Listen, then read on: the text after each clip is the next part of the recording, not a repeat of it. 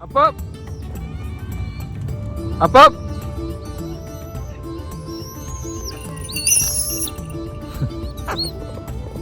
Awesome. Hi, my name is Troy McCullough, and welcome to Irie Fauna.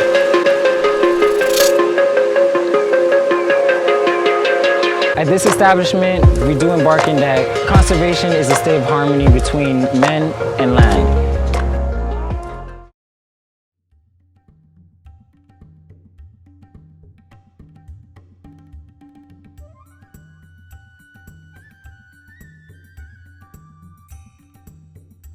Well, Gwann Irie Family, welcome back to another episode. So today we're actually going to go on a falconry experience where we're going to be seeing lots of different birds of prey. However, you guys are going to be learning a whole bunch of information about these animals, the way that they do things, in contrast to many other birds that you guys may know of. They're nothing like macaws or parrots or nothing like that. But however, you guys are going to go ahead and take a little bit of insight on my world and when it comes to working with birds of prey and just seeing what that's all about. So again, guys, don't forget to like, subscribe, comment down below, and just tell me what you guys like to see. We're going to see you guys on the other side.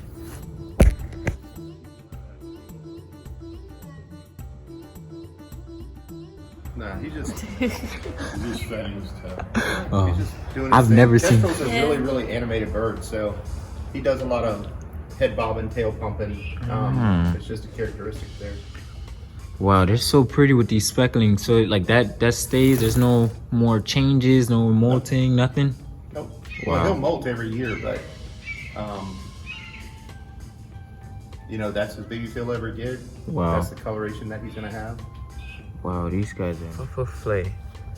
Wow, you guys check this out, man. Yeah, these are amazing colors. Right, so only the male has that color plumage. The females are going to be brown with more chocolate markings. Ah, Beautiful in their own way, okay. but just not quite as colorful. Got you. And that ties into like breeding and stuff like that as well, or Well, they're all basically the same. mm-hmm. We don't change any of the breeding with them too much. Okay. But we can tell he's a true falcon because of those stripes he has that come under his eyes, which are oftentimes called the falcon's mustache. Ah, okay. Falcon's mustache, and all falcons they have that. Every falcon. It doesn't matter if it's a falcon from the Middle East or a prairie falcon from our Midwest. Oh wow. They all have those markings. I never knew that. All right, Irie Family. So this is a lanner falcon. Hello. So where are these guys from? So these guys are only found in Africa. So there's a handful of them in the United States. They've been imported for falconers to fly. So an interesting thing about them is back during the medieval times, Yes. there was a hierarchy set up over who could fly what birds by the royals. So you'd have to be a knight or above to actually fly a lanner falcon. Wow. So think back in the 1400s and 1500s that they would be sailing wooden ships to Africa just to get these birds for entertainment purposes. Oh wow. That's crazy. Wow. That is so nothing really changed. So again, how can we tell that he's a falcon? Because you have the mustache. The mustache. The mustache. So another really cool thing about falcons is you can see their hooked beak, and along the edge of it they have what's called a tomial tooth. On each side it's a notch, and that's what they use to dispatch their prey when they catch it. Wow. Another cool feature is look at those extra large nostrils. Yes. So falcons have really large nostrils because they fly really fast and they have to take in a lot of air.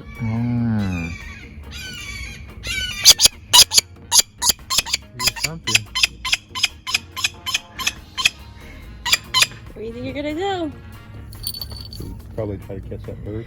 So it's kind of like the airplane turbulence when you look at the design. Exactly. You know how the aircraft engines have that hub in there which disrupts the airflow? Absolutely. If you'll look, he's got a baffle inside of his nostril. Wow. So he gets a large amount of see it? air at a slower pace. Wow, you guys check that out. Now you guys see where we got our designs from. These guys. Wow, check out his colors. There, he's looking. It's gorgeous. So the American Kestrel that you saw is about 1.5 years old. And this guy's about 18 years old. Wow, he's 18. Oh, this man almost older than me. That's crazy. And what's their lifespan like? Easily 25 years in captivity. Wow. In the wild, most birds of prey don't make it past their first year. Wow. Wow. And that's just well, just because nature is cruel. Wow, okay. Dang, he's awesome. The bird bites. Oh, okay. But you gotta trust me. Oh, I trust you with my life. Sean, you gonna hold the camera? It doesn't. Actually, I got it. You got it. I got it.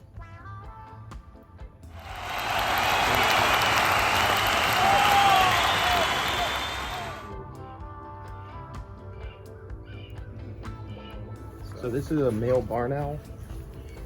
He's about 2 years old.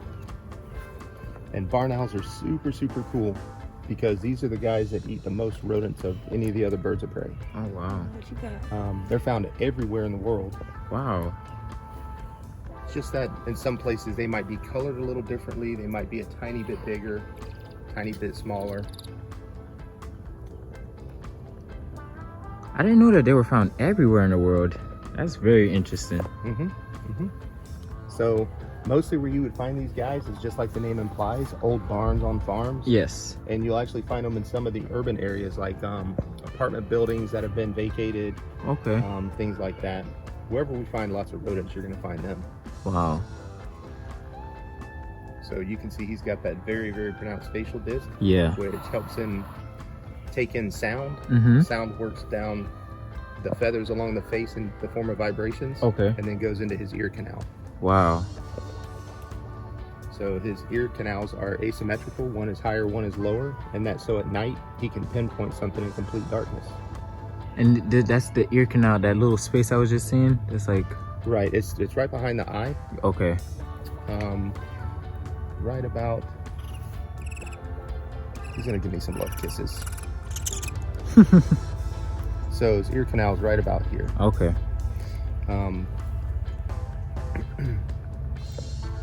You can see the color pattern on him. So imagine that we're standing under some trees on a full moon night, and the light is shining through the trees onto the ground. Yeah. It looks exactly like the pattern on his back, so that helps camouflage him. That's amazing. That is amazing. So the reason I had you touch him was so that you could feel that he has that very soft downy that absorbs sound. Oh, okay. So they fly completely silent. If you look on the leading edge of the feathers, they're serrated, and that keeps air pressure from building up along the leading edge. You can see the back has a really fine taper where they're almost see-through, and that bleeds off energy across the back of the feathers. Wow, that's aerodynamics at its finest. It is. It is. Wow, I didn't much realize. Like, it's so crazy how just like all of the little details, everything means something. Mother Nature created all of that for us. Everything means something. Wow. What do you see? So check this out, guys. So this is a spectacle owl. You guys may have seen one of these guys on my page before, named Maya. This is by far one of my favorite species of owl because they actually dwell in the rainforest of South America. So they're gonna be literally hunting all different types of animals that's in the rainforest, in the jungles. Very, very super tropical. So you guys could see. So if you guys didn't know, with owls in particularly, they can't actually turn their eyeballs. If you look at his eyes, I'm trying to get a good angle. He actually has to turn his head every time he wants to look in another direction. This is perfect. So you guys zoom in on that. So you guys see this right here? So that just goes to show you that these eyes are actually cones in their head, unlike ours. What do you see, Lloyd? They're having a staring contest. And also, guys, just so that you guys know, they're actually sexually dimorphic. And what that means is that there's a clean distinguishing between the males and the females. The males, I believe, what are they, Jenna? They're going to be a lot bigger? The males are a lot smaller. Oh, they're actually smaller in this case. So the women, they run the world. They run the world.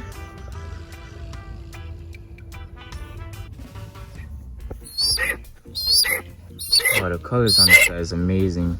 You said his name is Six, right? Yep. His name is Six, and this is a male red-tailed hawk. Wow. So he's about 3 years old.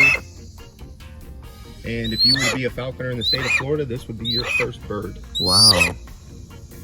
These guys, is that because they're natives and that whole thing? Like, why is it that these guys are your first bird in particular?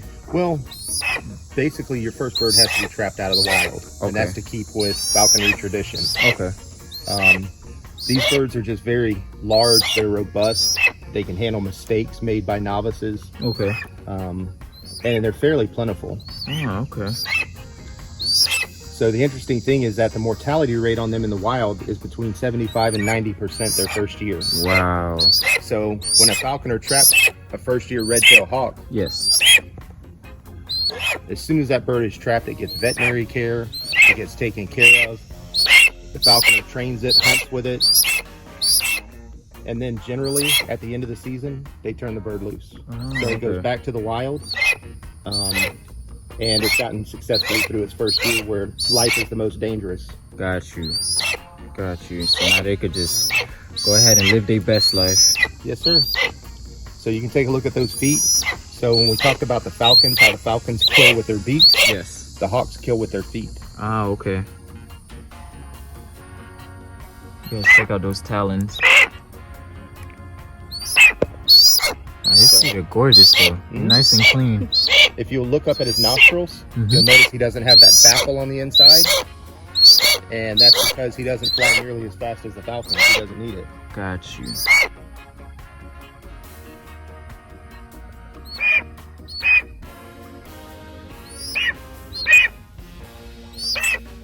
Alrighty. So Django is a 6-year-old Harris hawk. Okay. He's a male, which means he's about 1/3 of the size smaller than the females. Okay. And he's about to try to take off again. So he, what's interesting about the Harris hawks, which are found only in the American Southwest, Texas, Arizona, New Mexico, is that these are the only bird of prey species that are hunt cooperatively together. Got you.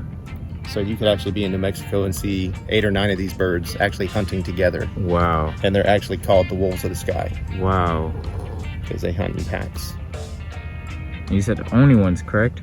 Wow. Wow, his tail feathers are amazing. This is a gorgeous animal. All right. So what we're going to do is we're going to have you put your hand down at your side. Okay. We're going to have you open it. I'm going to put a piece of food right here. You're going to close it up. Okay? Then when you're ready for the bird, you're going to bring your glove straight up in front of you and you're going to say, up, up, up, up. And then he's going to come in and fly and land. Make sure we give him a good steady platform to land on. Sounds good. And that way he doesn't miss. So he knows his airport is Orlando International. We don't want him landing in Miami or Atlanta Hartsfield. Okay? All right. So then once I take him back from the glove, you'll bring your glove straight back down to your side. Perfect. Up, up.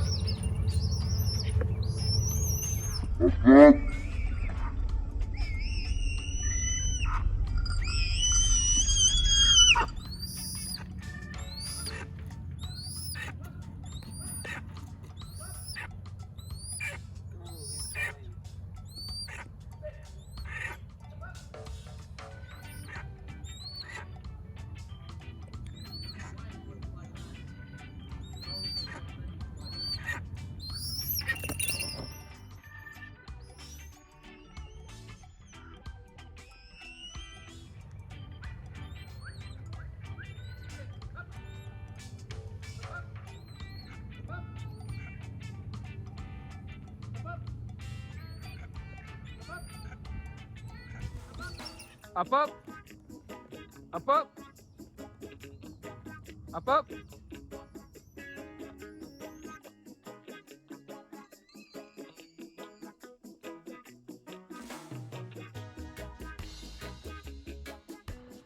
Awesome.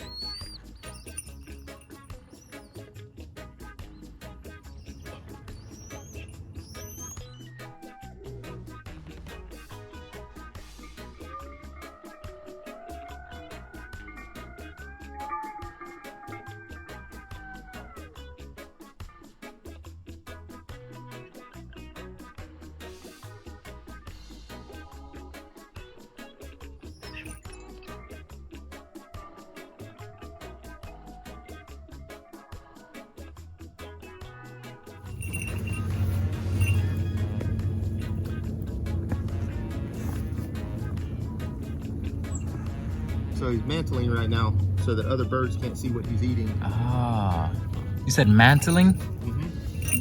Which is really interesting about that is that he has never had competition for food in his life. That's just his natural instinct to do that. Wow. Wow, it's really a shield.